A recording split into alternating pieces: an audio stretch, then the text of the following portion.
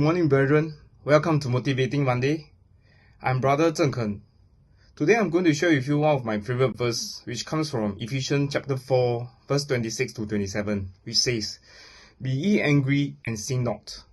Let not the sun go down upon your wrath, neither give place to the devil. In this passage, Paul addressed anger among the Ephesians Christians and stressed the importance of not allowing it to fester, to grow larger and become more vicious. As followers of Jesus, we don't want to act rashly on our anger, do something foolish, and destroy relationship thereafter. While we shouldn't explode our pent-up anger or furies anytime we are angry, Paul, he used today's relationships verses to address the opposite approach to anger, which is holding our anger.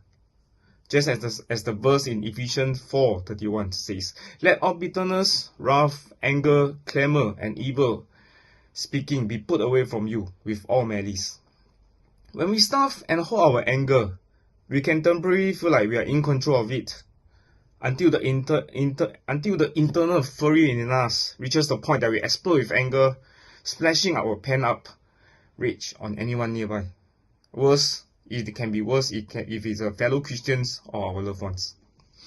As Jesus followers, we must not allow our anger to be uncontrolled. We don't want our anger to burst into an immediate firestorm of rage, which can be released against another person. We can be self-controlled. We can refuse to do and say hurtful things that we might even later regret. But if we control our immediate response, how do we handle our anger before the sun goes down? There are two types of anger in my view. The first kind of anger is righteous anger.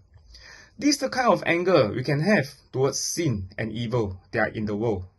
Righteous anger is the response that is natural and normal when confronted by unrighteous actions and attitudes that we see in the worldly world. Righteous anger is a type of anger that God has.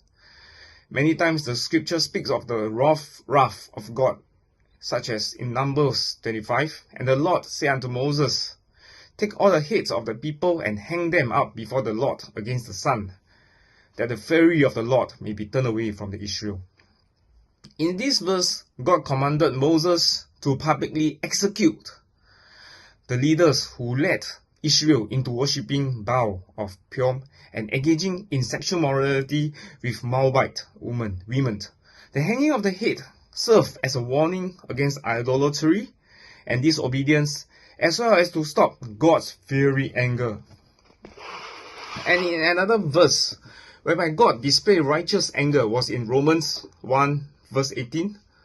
For the wrath of God is revealed from heaven against all ungodliness and unrighteousness of men who holds the truth in unrighteousness.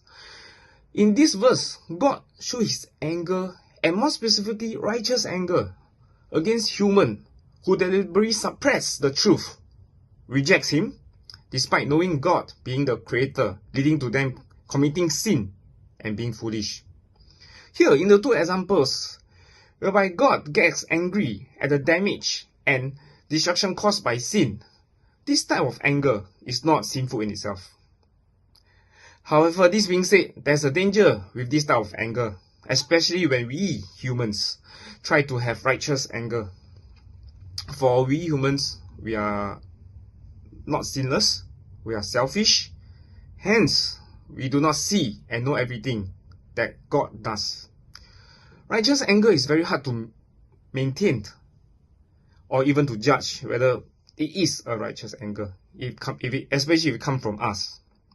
For humans, if we get angry, even if we feel that our anger is righteous anger, our anger usually turns to unrighteous anger. Human anger often degenerates into sinful anger as well. This unrighteous, sinful anger is the second type of anger. And this is the type of anger that God and that Paul wants us to get rid of. An example of unrighteous, sinful anger can be found in the life of Moses. Moses was one of the most righteous and humble men who has ever lived. He led the Israelites of Egypt through the Red Sea and to the foot of Mount Sinai. But then right near the end of his life, right before they entered the promised land, In Numbers chapter 20, God told Moses to speak to a rock that was nearby for water to come out of it. But Moses, who was at this point very angry with the Israelites, spoke harshly to the Israelites and also angrily struck the rock for water rather to speak to it as God had instructed him. And as you all know, Moses was not allowed to enter the promised land as a result. Hence, when we have anger and we claim that we are having righteous anger, are we correct? We are not God. We cannot identify if our anger is indeed righteous or is it unrighteous or sinful anger. And in the Bible, the Bible tells us that rather than be angry at our enemies, we are told to love our enemies. In Luke chapter 65, and also Matthew 5:39, which says that when someone strikes us on our cheek, we should turn the other cheek for them to strike instead of striking them back. So when it comes to anger, it's best or better to leave it to God to handle. For if we are not careful, this type of anger will turn to sin. Alright, thanks for watching this episode of Motivating Monday. Have a good week ahead. Bye.